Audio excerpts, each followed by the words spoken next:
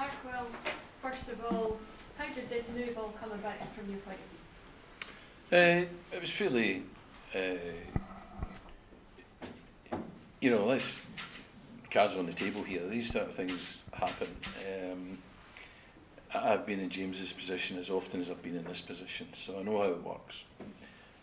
But it's fairly recent, in the last couple of days, that I had any conversation about the possibility of me coming here. I was made to understand that I was one amongst a couple, at least, that Dundee were considering. I think it would also be fair to say that when they had discussions that Gordon was batting for me, but there were other people. And in the end I got a shout that they decided they were going to make a change after all, and that they'd like me to come and do the job. Why did you feel that this was right for you? Because you come in at a crucial point in the season when Dundee are obviously struggling a point off the bottom of the table. Well, I mean, I think it wasn't just about that. It was about, this is a Premier League club. This is a great job for anyone, regardless of the position they're in. It's a job that a lot of people would dearly like, and I'm glad to have it. As far as the position they're in the league, I've faced this situation. I'm lucky in my career that I've been at clubs where I've been promoted, won championships, but I've also been at clubs where we've had to fight against relegation. I've also had jobs where I've went in for fairly short times. Not that I intend this to be a short time, but I've went in and in the short term kept them up. With this sort of, maybe not quite as short as this, but I went into Bristol Rovers in the end of January and kept them up, safely.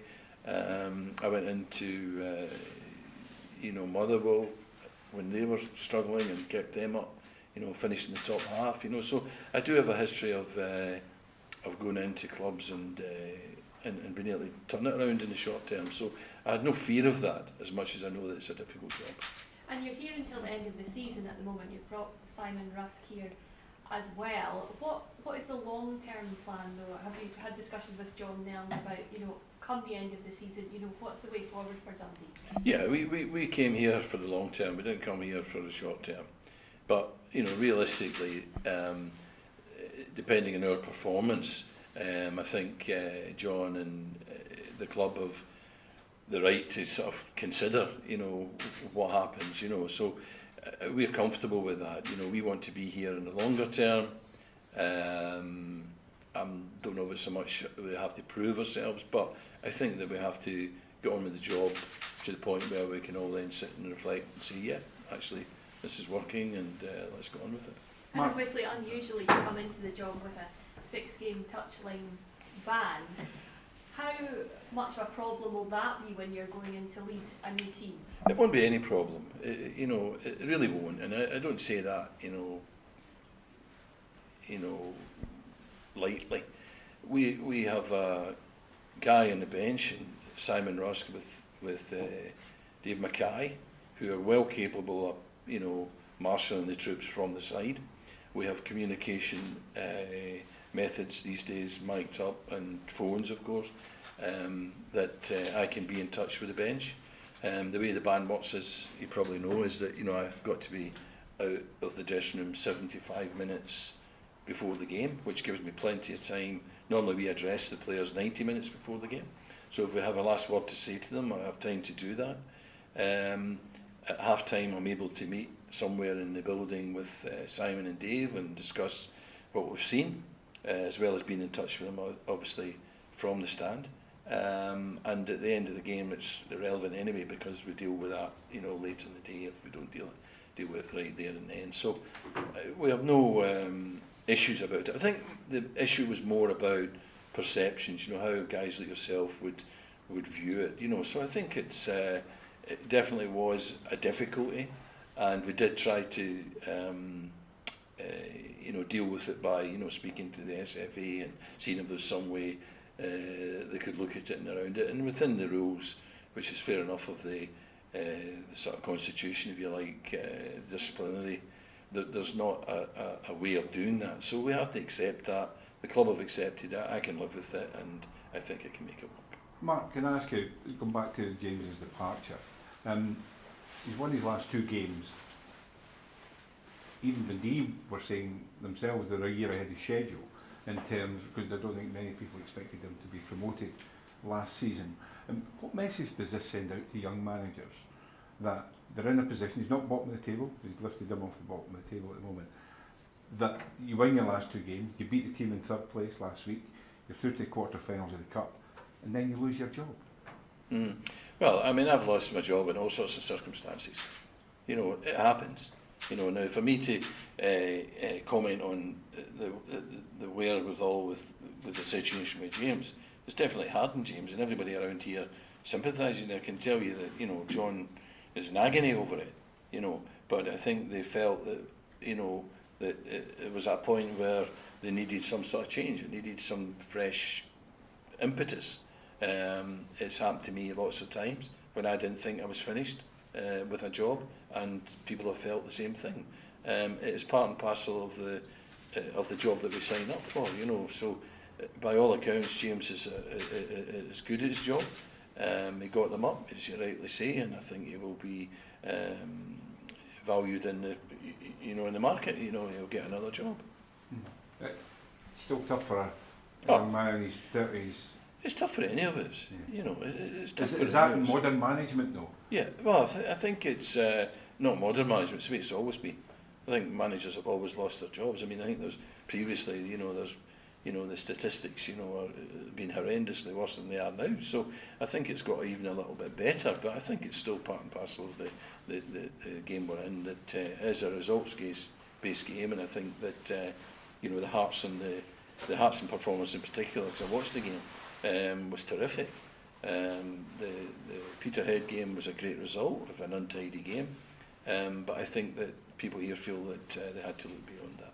So what would you deem as being a success between now and the end of the season? Is it purely about survival? Yeah. I mean, I would hope to do better than that. I would hope to,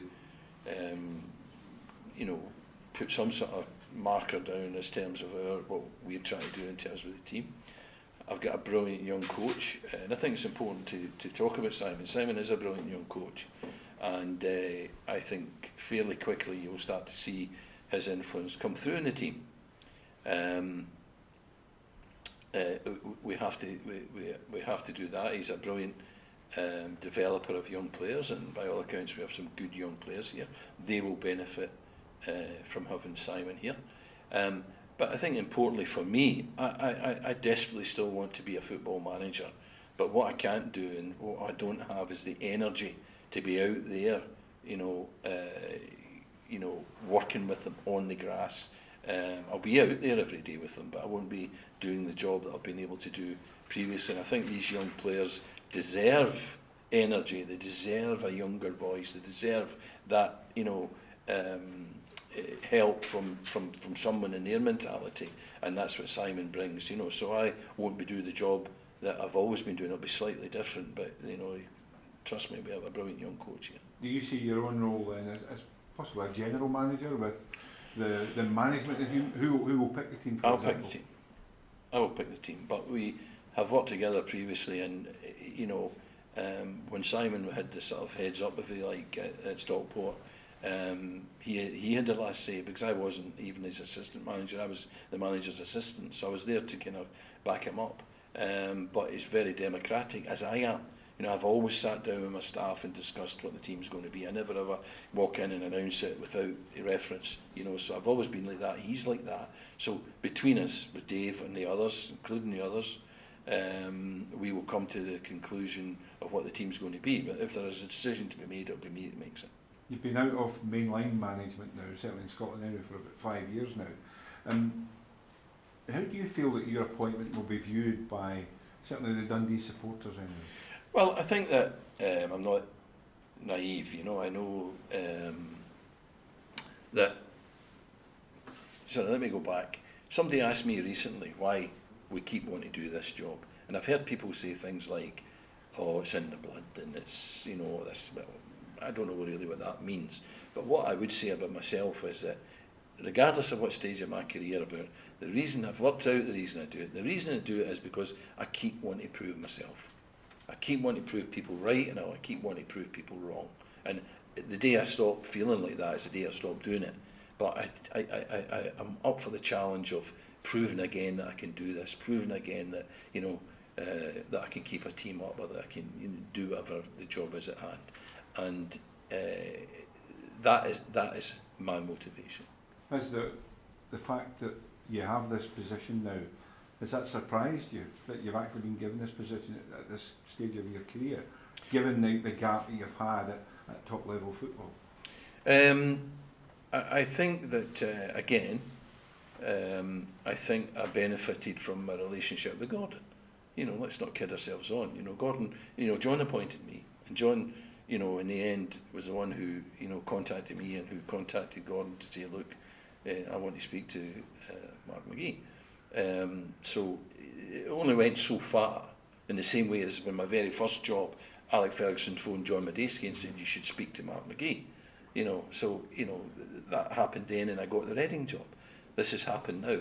Now, whether I'd have got this job or any other job without a bit of a leg up, I don't know. I'd like to think I would, because I think my record speaks for itself. But, you know, there's no denying that part of it was Gordon's influence. And why then do you think there has been this gap between you managing at top level football between then and now? Partly because I put myself out the road. You know, I'm down there in the south coast of England, and I've not put myself out for jobs. I've not applied for any jobs. You know, I've not been in the market for jobs. There's been plenty of jobs available though. Yeah, but you know, I've been doing bits and pieces of other stuff, and I thought I could go away and get involved in other aspects of the game, and, you know, sort of business side and that. But I realised actually I'm not a businessman. I'm not an entrepreneur. I'm a football manager, and, you know, it's come about at the right time. I feel I should be fitter, but I feel fit enough to do it, albeit in the way that I've described and not the way I used to do it. It's still a 24/7 job, isn't it? Yeah, and that's fine. You know, I can do that. Celtic on Sunday then. Yeah. Before big game against the league game anyway against St Mirren. Yeah. Next week. What do you know about the squad? Have you been, I know you said it was only a couple of days ago, but have you been keeping an eye on what's been happening? Yeah, absolutely. I have. I feel as if, you know, I've got a total grasp of the squad.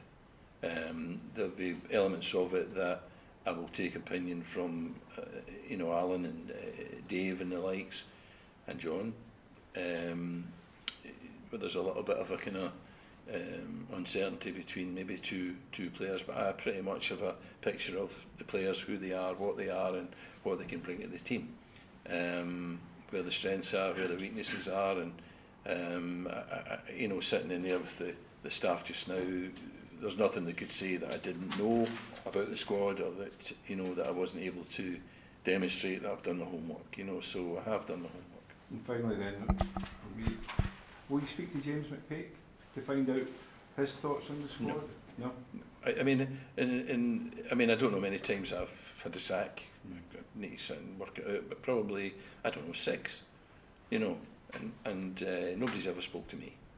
You know, not even players. I don't think. Very rarely have a player even contacted me. And, you know, I remember when Jim Smith got the sack when I was at Newcastle as a player, and to this day I regret that I didn't call him, because I got on great with Jim, but I didn't, you know. And you just get on with your life, you just get on with your job, and that's what people do, and that's what, you know, I'll go on with the job here, and James will go on with his life.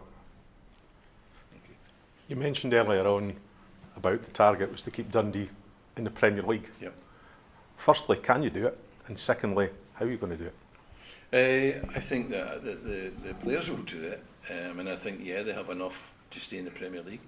I think that there are aspects of their performance that can tip them from, you know, nearly winning games to drawing a game, or nearly drawing a game to winning a game, sort of thing. So I think there are things that can be improved, and I think that I have the experience to manage them through pressure situations, to know how to help them handle those difficult moments.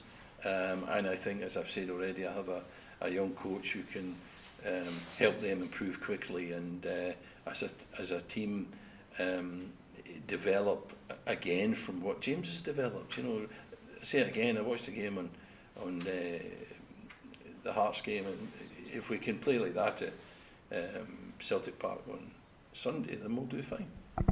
You mentioned about fan reaction earlier on. It's been fairly mixed on social media this morning from the Dundee support. Fair bit of negative reaction coming back. What's your message, or what do you want to say to the fans to turn them around to you? I don't know about the social media, first of all, but what I would say is what I've said, is that I do this job every single time to prove myself again, and that's all I can do. I will try and prove to the Dundee supporters that I'm the guy they need and I'm the guy they want. That's all I can do. And will you be making any changes in terms of kind of club captaincy at all? Are you going to kind of keep it as the status quo until you kind of have a better grasp on this? Now, there you go. I'm not even, and I know a lot about them back. I don't even know who the captain is. Is it Charlie? Charlie. Yeah. Well, if Charlie's playing, Charlie will be the captain for sure. Yeah. And I don't say if he's playing in the sense that I'm about to leave him out, but as long as he's in the team, he will be the captain. And obviously the league is kind of a very strong league this season kind of compared to what we've seen in recent years, and there is a kind of few point gap between safety and the club at the moment. And looking at the squad, and kind of as you mentioned, and having a bit of knowledge about them before you come in, is this squad more than capable of staying up? I think that they're as equal as the others around us. More than capable. I don't know if they're more than capable, but I think that they're not that different from the teams above us and up St Johnstone. So I think that what we have to do is get the best performance out of the group that we have that we can possibly get, and hope that they don't. I think that's what it's going to take. But I think we're capable of winning some games, getting some points, and being competitive, towards the end of the season. Can I just lastly ask about the selection for Saturday? Are you going to be picking the team for Sunday? Are you picking the team, or has it been left to someone else to assess the staff? No, I'll pick a team. I'll pick the team, but I'll do it, of course, with counsel from, Dave and Alan, and of course we'll see them training tomorrow and Saturday, and I've watched Stephen already. I've watched a lot of Y Scout and seen lots of their moments and lots of their. I've seen 3 or 4 full games, and I've seen all their goals and all their goals against and all their corner kicks and all their set plays for the last sort of year. So I know plenty about them. So we will pick the team together.